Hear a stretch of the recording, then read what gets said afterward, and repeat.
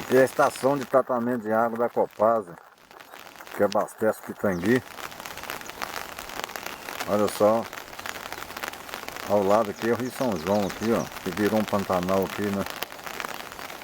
Você passa aqui num dia normal, você nem vê o rio. Aí, e agora tá igual um pantanal, ó. Tudo cheio de água.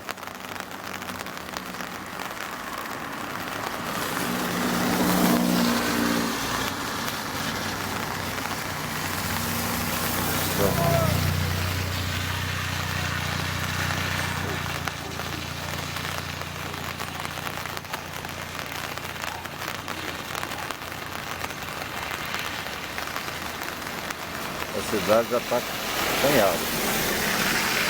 Está sem água e não tem previsão de abastecimento de água na cidade não. Quem tiver consciência tem que economizar a água, senão vai faltar mesmo.